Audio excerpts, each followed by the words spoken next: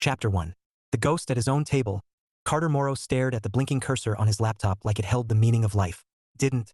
It was just a blank email draft titled Happy New Year from Morrow Insurance. The kind of corporate cheer that made him want to crawl under his desk until spring.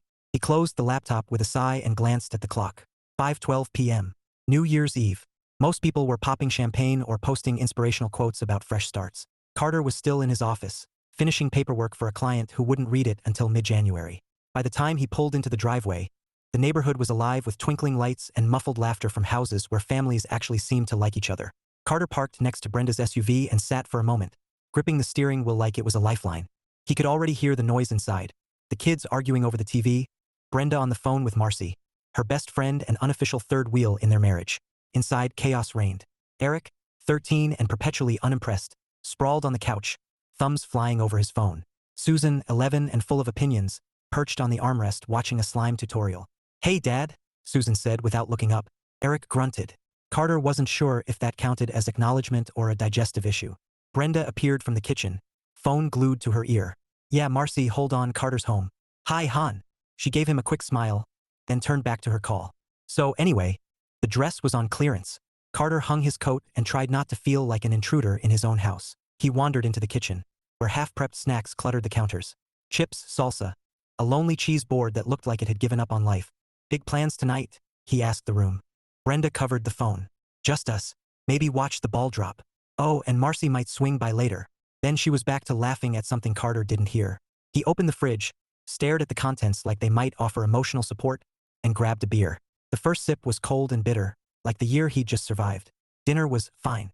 If you defined fine, as Carter eating reheated lasagna while Brenda scrolled Instagram and the kids argued about whose turn it was to pick the movie.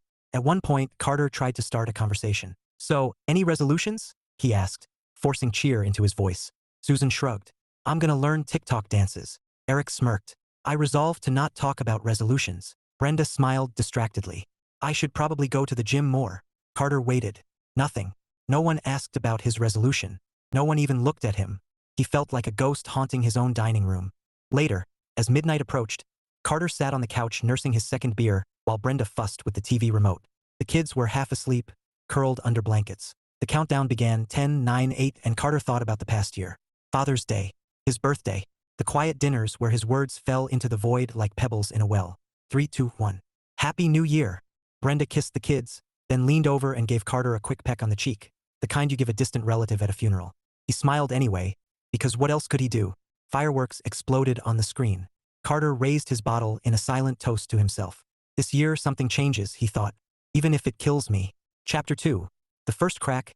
January 3rd greeted Carter with the kind of gray sky that made you question every life choice, including why you hadn't moved to Florida when you had the chance. He sat in his cubicle at Morrow Insurance, sipping lukewarm coffee and staring at the motivational poster on the wall. Success is a journey, not a destination. Whoever wrote that had clearly never filed claims for a living. His inbox was a graveyard of policy renewals and client questions about deductibles. He clicked through them mechanically, wondering if this was it. 37 years old, 14 years married, and his biggest thrill was finding a typo in a homeowner's policy. Then his phone buzzed. LinkedIn notification. "You have a new message from Alex Turner." Carter blinked. Alex Turner, college roommate. The guy who once convinced Carter to dye his hair blue for a music festival.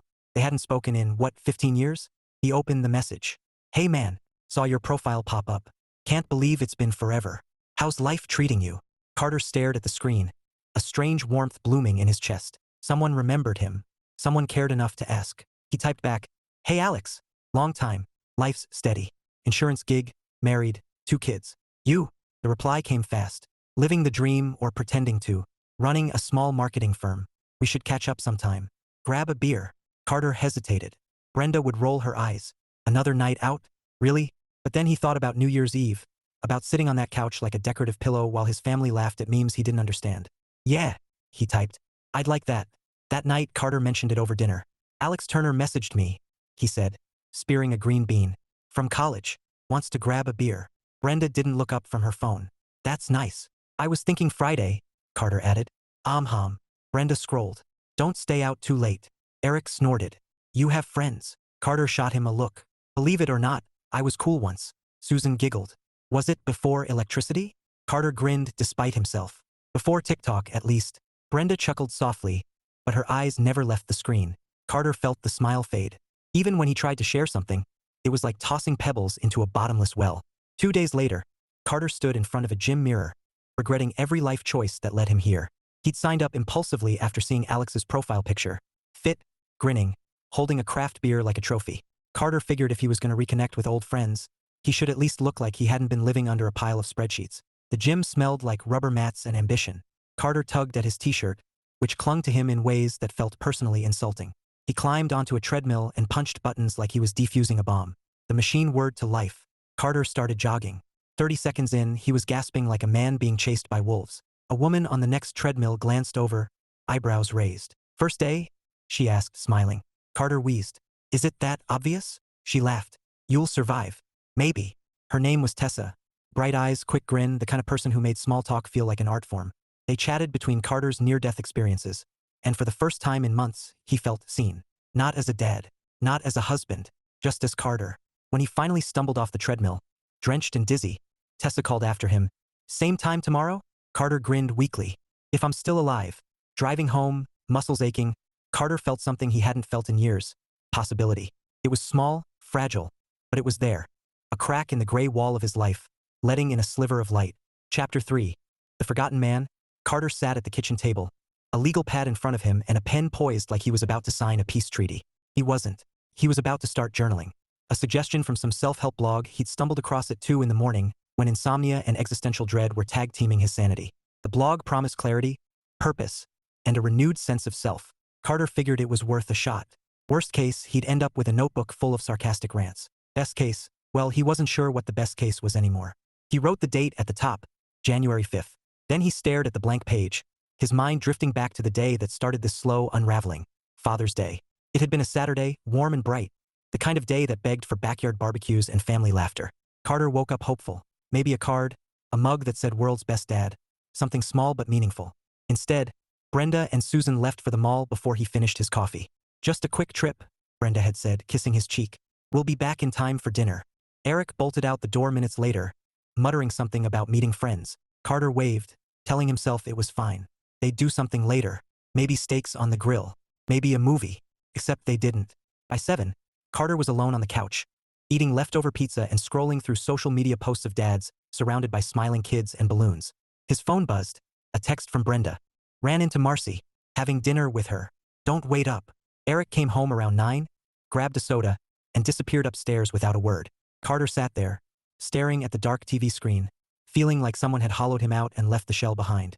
3 months later came his birthday, 38. He didn't expect a parade, just acknowledgement. A simple, "Happy birthday, Carter." Instead, he got silence. Brenda chatted about work gossip. Susan complained about math homework. Eric asked for $20. Carter sat at the table, smiling like a man auditioning for the role of furniture. That night, after everyone went to bed, he checked his phone. Messages from his parents, his sister, his dentist reminding him to floss. Nothing from the 3 people he'd built his life around. That was the night something cracked. Carter blinked back to the present and wrote his first line. "Dear Journal, today I realized I'm the ghost of my own story." He paused, then added, "Also, I hate motivational posters." The words spilled faster now, sharp and bitter but laced with humor.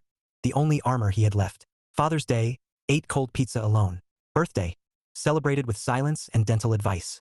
Marriage, feels like a group project where I'm doing all the work and getting none of the credit. He stopped, tapping the pen against the pad. For the first time in months, he felt lighter, not happy but honest. And honesty was a start. Later, Carter tucked the journal into his desk drawer and leaned back, staring at the ceiling. He wasn't sure what he wanted yet, just that he couldn't keep living like this. Invisible, unwanted, a supporting character in a life he paid for. Tomorrow he'd go back to the gym, maybe meet Tessa again, maybe text Alex about that beer. Small steps, he told himself, tiny cracks in the wall, because if nothing changed, he knew what would happen when Susan turned 18. And he wasn't ready to be a ghost forever. Chapter 4. Enter the unexpected.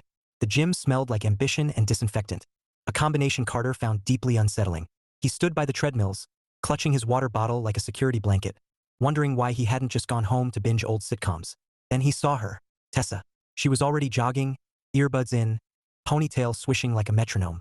When she spotted Carter hovering like a lost tourist, she grinned and waved him over. "Back for round 2? She called, pulling out one earbud. Carter managed a smile. "Against my better judgment." "Good," Tessa said, hopping off the treadmill with the grace of someone who didn't consider gravity an enemy. "Come on." Let's do something fun. Define fun, Carter said warily. Not dying on a treadmill, she replied. We'll start with weights. Carter followed her to the free weights section, where men with arms the size of tree trunks grunted like they were auditioning for a Caveman reboot. Tessa handed him a pair of dumbbells that looked harmless, until he tried to lift them. Are these filled with lead? He wheezed. They're 5 pounds, Tessa said, deadpan. You'll live. Carter groaned through a set of curls, his arms trembling like overcooked spaghetti. Tessa counted reps with exaggerated cheer. 3. For wow, look at you. You're basically an action hero. Yeah, Carter muttered. If the action is filing insurance claims. She laughed. A bright, easy sound that made Carter smile despite the burning in his biceps. It had been a long time since someone laughed at his jokes without pity. After weights came squats, which Carter quickly learned were invented by sadists. Halfway through his second set, he lost balance and nearly toppled into a rack of medicine balls. Whoa! Tessa grabbed his arm, steadying him. Careful there, hero. Carter chuckled, breathless. If I die, tell my family I went out fighting gravity. Noted, she said, grinning. But you're doing great. Great was generous. Carter felt like a man whose body had filed a formal complaint against physical activity. Still, as they moved through the workout, something shifted. He wasn't thinking about Brenda's distracted smiles or Eric's sarcastic digs. He wasn't thinking about being invisible. He was just Carter, sweaty, awkward, but alive. After the workout, they collapsed onto a bench, sipping water like survivors of a minor apocalypse. So, Tessa said, wiping her forehead, what made you join the gym? Midlife crisis? Revenge body? Carter smirked, just trying to remember what it feels like to exist. Tessa tilted her head, studying him. Well, you exist just fine, even if your squats need work. He laughed, and for a moment the sound surprised him. It had been so long since laughter felt natural. Driving home, Carter replayed the conversation in his head. No judgment, no indifference, just connection, simple and human. He wasn't falling for Tessa. It wasn't that. It was the reminder that he could still matter to someone, that he wasn't doomed to be a ghost forever. Chapter 5.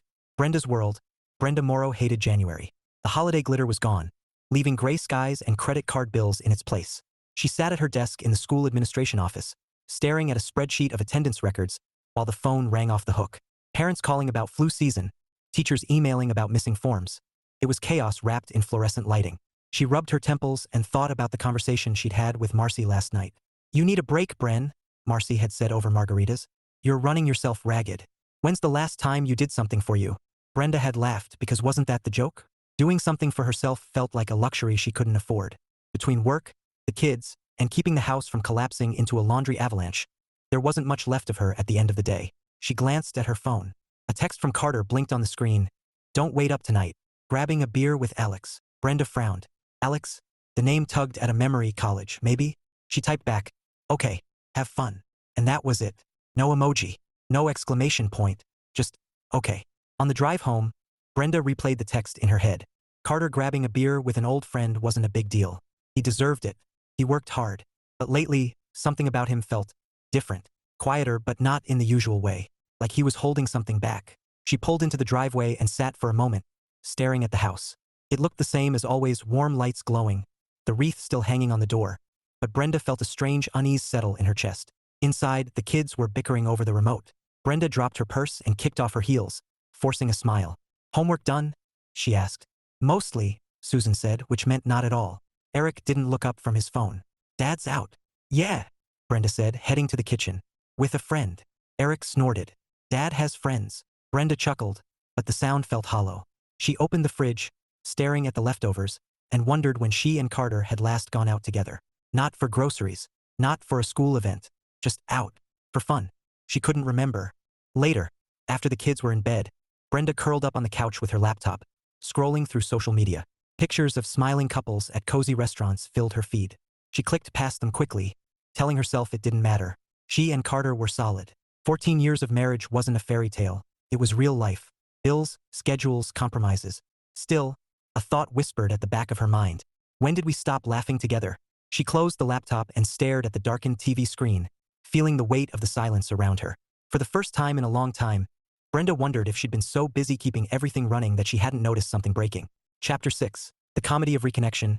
Friday night found Carter standing outside the Rusty Anchor, a bar that smelled faintly of nostalgia and fried appetizers. He tugged at his jacket, feeling like a teenager sneaking out past curfew, except this time he had permission. Sort of.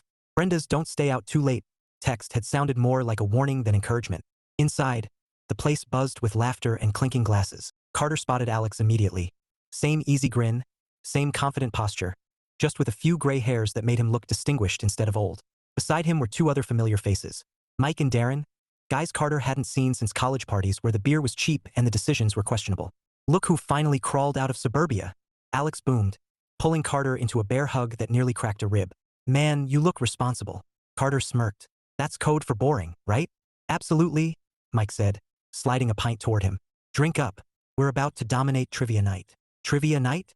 Carter raised an eyebrow. What are we, 80? Speak for yourself, Darren said. We're champions. Last week we crushed a team called the Smarty Pints. Carter laughed, the sound rusty but real. He took a sip of beer and felt something loosen inside him. A knot he hadn't realized was there. The first round of trivia was general knowledge. Alex read the question aloud. What's the capital of Australia? Easy, Mike said. Sydney. Nope, Carter said, surprising himself. It's Canberra. The table stared at him. What? Carter shrugged. I sell insurance, not ignorance. They erupted in cheers when the answer proved him right. Carter grinned, feeling a flicker of pride. It wasn't much, but it was something. By round 3, things got ridiculous. Name the actor who played the lead in Die Hard, Darren read. Bruce Willis, Carter said instantly. Bonus question, Alex added, smirking. What was his character's name? Carter froze. John McDonald. Mike choked on his beer. McDonald? What is he? Fighting terrorists with Happy Meals. McClane, Darren shouted, pounding the table. John McClane. Carter laughed so hard his sides hurt. Felt good, better than good. Felt like oxygen after years of holding his breath. Driving home, Carter felt lighter than he had in years. His cheeks ached from laughing. His voice hoarse from shouting answers that were mostly wrong. For a few hours, he hadn't been invisible. He hadn't been the ghost at his own table. He'd been Carter, the guy who knew random capitals and told bad jokes and mattered to someone. When he pulled into the driveway, the house was dark. Brenda was asleep. The kids too. Carter sat in the car for a moment, staring at the quiet windows, and thought, I want more nights like this. Chapter 7. Sparks and Shadows. Brenda noticed it first in the little things. Carter whistling in the kitchen while making coffee. Carter humming along to the radio in the car. Carter smiling at his phone like it had told him a joke. It wasn't that he seemed happy. Brenda wanted him happy, but it was the why that unsettled her. One evening, she walked into the living room to find Carter doing push-ups. Push-ups. On their rug. Eric looked up from his phone, eyebrows raised. Dad? Are you okay? Fine, Carter grunted, sweat dripping down his forehead. Just getting back in shape. Eric smirked. For what? The apocalypse? Susan giggled. Or a TikTok challenge? Carter smirked. Laugh now. When zombies come, you'll thank me. Brenda forced a laugh, but inside, something twisted. Carter hadn't cared about fitness in years. Now he was counting reps like his life depended on it. And then there was the gym bag by the door, the new sneakers, the text she'd glimpsed on his phone last night. Same time tomorrow? She told herself it was nothing. Probably Alex, probably harmless. But the whisper in her head wouldn't shut up. That night, Brenda called Marcy. Something's off, Brenda said, curling up on the bed with her phone. Carter's acting weird. Weird how? Marcy asked. He's different. Happier. Working out. Going out with friends. Smiling at his phone. Marcy gasped. Oh my God. He's having an affair. Brenda's stomach dropped. What? No. No. Right? Bren. Men don't suddenly start doing push-ups for fun, Marcy said. Who's he texting? I don't know, Brenda admitted. I saw same time tomorrow. Marcy whistled. Classic affair text. Brenda groaned. It could be Alex. Or the gym. Or a woman at the gym, Marcy said dramatically. Do you know how many homewreckers lurk near treadmills? Brenda rubbed her temples. You're not helping. Just keep an eye on him, Marcy said. If he starts buying cologne, call me immediately. The next morning, Brenda watched Carter leave for the gym, his new sneakers squeaking on the tile. He looked good, better than he had in years, and that scared her more than anything. Meanwhile, Carter was oblivious. At the gym, Tessa waved him over with her usual grin. Ready to suffer? She teased. Born ready, Carter said, though his muscles begged to differ. They launched into a workout filled with laughter and sarcastic commentary. When Carter nearly dropped a dumbbell on his foot, Tessa quipped, Careful, hero. I don't do emergency room visits. Carter laughed so hard he had to sit down. For the first time in years, he felt light, like the weight of invisibility had lifted, even if just for an hour. Driving home, Carter felt good. Alive. He didn't notice Brenda watching from the window, her arms crossed, her mind spinning with questions she wasn't ready to ask. Chapter 8. The big blow-up. Carter stood in the kitchen, staring at the clock like it owed him an explanation. 7:48 p.m. dinner had been ready at 6. He'd waited, He'd reheated. Twice. The lasagna now looked like something from a survivalist handbook. The front door opened, and Brenda breezed in, phone pressed to her ear, laughing at something that clearly wasn't Carter's simmering rage. She dropped her purse on the counter mid-conversation. Okay, talk tomorrow. Bye. She tapped the screen and turned, smiling like nothing was wrong. Hey, sorry, traffic was insane. Carter's jaw tightened. Traffic must have been backed up all the way from the restaurant. Brenda blinked. What? You smell like garlic bread, he said flatly. And perfume. Not the one you wear to work. Her smile faltered. I grabbed a quick bite with Marcy after work. You know how she gets when she's stressed. Marcy, Carter repeated. Like the name was a foreign word, right? Because nothing says stress relief like ignoring your husband for the third night this week. Brenda sighed, tossing her keys into the bowl. Carter, please don't start. It was just dinner. Just dinner, he echoed, his voice rising. Do you even hear yourself? Do you know what I had for dinner? Cold meatloaf. Alone. Again. Brenda crossed her arms. You could have come with us. Oh, sure, Carter snapped. Let me just crash your girl's night, so I can sit there like a decorative plant while you two gossip about people I've never met. That's not fair, Brenda said, her tone sharpening. You've been so distant lately. You barely talk to me. Carter laughed. A short, bitter sound that startled even him. Distant? Brenda, I've been screaming in silence for years. You just didn't notice. Her eyes narrowed. What's that supposed to mean? It means, Carter said, stepping closer. I'm done being invisible in my own house. I'm done begging for scraps of attention like some pathetic stray dog. Brenda's mouth opened, then closed. For a moment, she looked genuinely confused. Carter, where is this coming from? Where is this coming from? His voice cracked, raw and loud now. Father's Day. My birthday. Every single time I sit at that table and you talk to the kids like I'm not even there. Do you know what that feels like? To be a ghost in your own life. Brenda's face flushed. That's not true. Isn't it? Carter shot back. Name one thing you've done in the last year that was about me.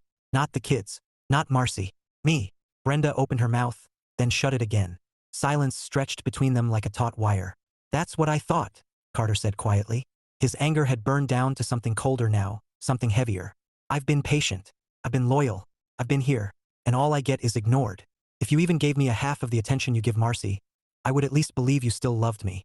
Brenda's voice trembled. Carter, I didn't know you felt this way. No, he said, shaking his head. You didn't care enough to know. The words hung in the air, sharp and final. Brenda flinched like he'd slapped her. Finally, Carter turned and walked toward the hallway. I'm sleeping in the guest room. Brenda's breath hitched. Carter, wait. He stopped at the doorway, his back to her. I've waited long enough. And then he was gone, leaving Brenda standing in the kitchen, her hands trembling, her heart pounding against the sudden silence. Chapter 9. The turning point. The guest room felt like exile. Carter lay on the stiff mattress, staring at the ceiling fan as it spun lazily, mocking him with its indifference. He'd expected anger to keep him awake, but what he felt was worse, emptiness. 14 years of marriage, and here he was, sleeping in a room that smelled faintly of old suitcases and forgotten Christmas decorations. Morning came too soon. Carter dressed quietly, avoiding Brenda's gaze as he passed her in the hallway. She looked pale, her eyes rimmed with red. For a moment, he almost said something, almost reached out. But then he remembered the silence at that dinner table, the birthdays, the years of being invisible. He kept walking. By noon, Brenda had called Marcy. I can't lose him, Brenda whispered, clutching the phone like a lifeline. I didn't realize how bad it was. Then fix it, Marcy said. Counseling, groveling, whatever it takes. Brenda swallowed hard. He won't agree. Make him, Marcy said, before someone else does. That evening, Brenda knocked on the guest room door. Carter opened it, his expression guarded. I made an appointment, she said softly. Marriage counseling. Tomorrow at 6. Carter stared at her. You think an hour with a stranger is going to fix 14 years of neglect? No, Brenda said, her voice trembling. But it's a start. For a long moment, Carter said nothing. Then he nodded once. Fine. The counseling circus, the office smelled like lavender and optimism. Two things Carter didn't trust. The counselor, a cheerful woman named Dr. Patel, greeted them with a smile that could power a small city. Welcome. Let's start by sharing what brings you here. Carter raised an eyebrow. Gravity. Brenda shot him a look. Carter. What? He shrugged. It's true. If gravity didn't exist, I wouldn't be stuck in this chair. Dr. Patel chuckled politely. Humor is good. It means you're engaged. Engaged, Carter muttered. Feels more like sentenced. Brenda sighed. This is what I mean. He jokes about everything. Better than ignoring everything, Carter snapped. Dr. Patel held up a hand. Let's take turns. Brenda, how do you feel? Brenda's voice cracked. I feel scared. I didn't realize how unhappy he was. Carter stared at the floor. I wasn't unhappy. I was invisible. The words hung heavy in the room. Brenda's eyes filled with tears. For the first time in months, Carter saw her. Not the distracted woman scrolling through her phone, but Brenda, raw and vulnerable. Back home, Eric and Susan were waiting in the kitchen like detectives on a case. Where were you? Eric asked, arms crossed. Counseling, Carter said, grabbing a glass of water. Susan's eyes widened. Like therapy? Are you getting divorced? No, Brenda said quickly. We're just talking. Eric smirked. Sounds serious. Susan burst into tears. I don't want you to split up. Carter knelt beside her, hugging her tight. Hey, we're not splitting up. We're trying to fix things. Susan sniffled. Promise. Carter glanced at Brenda. For the first time in a long time, they shared the same thought, we have to try. Later that night, Carter lay in the guest room again, but something felt different. The anger had cooled, replaced by something quieter. Not forgiveness, not yet, but possibility. Maybe counseling wouldn't fix everything. Maybe nothing could. But for the first time in years, Brenda had fought for him. And that mattered. Chapter 10. Love, actually? Brenda had never been good at grand gestures. She was practical, organized, the kind of woman who color-coded the family calendar and kept spare batteries in a labeled drawer. But tonight, practicality wasn't going to cut it. Tonight, she needed something big. Something that said, I see you. I choose you. The idea hit her at 2 a.m., somewhere between panic and determination. Recreate their first date. The diner where Carter spilled coffee on his shirt and made her laugh so hard she snorted. The jukebox that played Sweet Caroline on repeat. It was cheesy. It was ridiculous. It was perfect. By 6, Brenda was a whirlwind of activity. She bribed the kids to help, Eric grumbling as he dragged folding chairs into the living room. Susan gleefully arranging fairy lights like a Pinterest prodigy. Brenda ordered Carter's favorite burger from the diner, hunted down a playlist of late 90s hits, and even borrowed a neon sign from Marcy that read open 24 hours. When Carter walked in, gym bag slung over his shoulder, he froze. The living room had transformed into a diner fever dream. A makeshift table with a red checkered cloth. A flickering neon sign. Music humming softly in the background. Brenda stood in the center, wearing the same shade of lipstick she'd worn 14 years ago, her hands trembling around a tray of fries. What is this? Carter asked, blinking like he'd stepped into an alternate universe.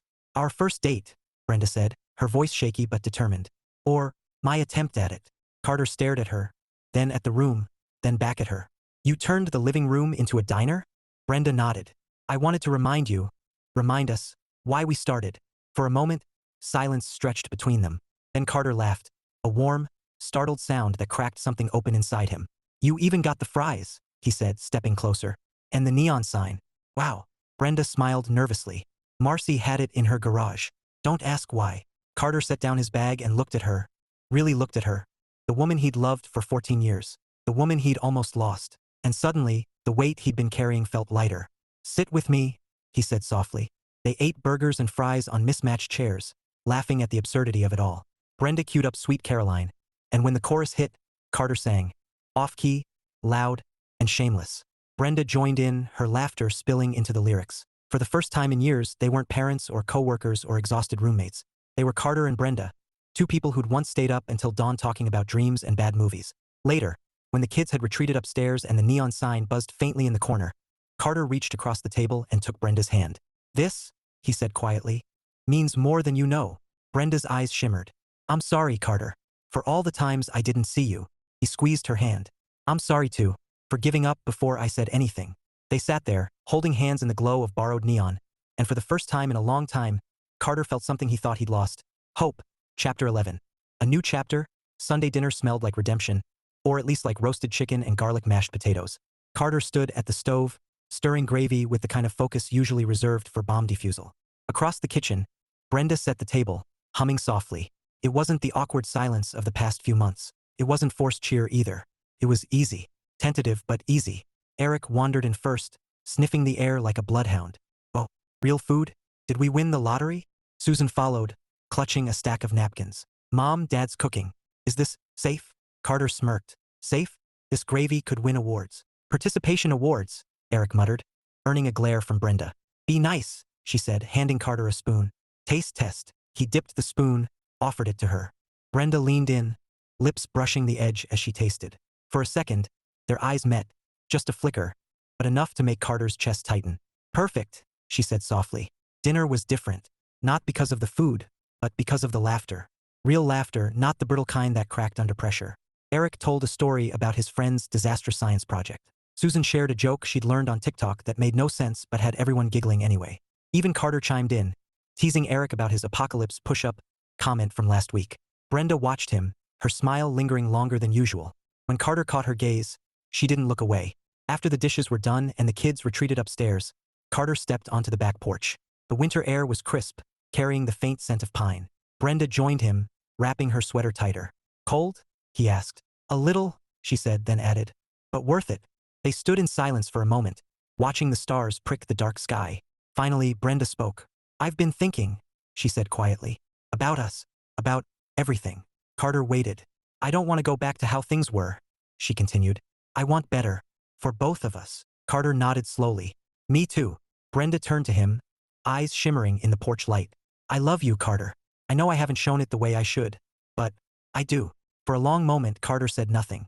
Then he reached for her hand, threading his fingers through hers. I love you too, he said. But it has to change. Brenda squeezed his hand. It will. And for the first time in years, Carter believed her.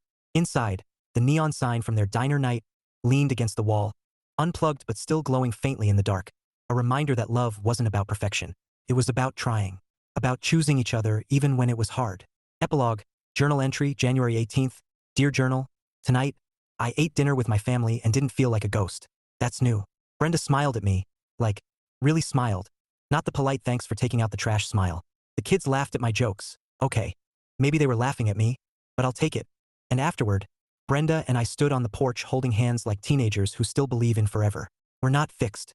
We're not perfect. But for the first time in years, I think we're trying. Both of us. Also, note to self, neon diner signs are surprisingly romantic. Who knew? Things I learned this month. 1. Push-ups are evil. 2. Trivia night is cheaper than therapy but less effective. 3. If you feel invisible, start by making yourself visible to you. 4. Love isn't about grand gestures. It's about showing up. Even when it's hard. Especially when it's hard. Tomorrow, I'll probably go back to the gym and embarrass myself in front of Tessa again. And that's okay. Because for the first time in a long time, I'm not just surviving, I'm living. And maybe, just maybe, this year really will be different. Carter.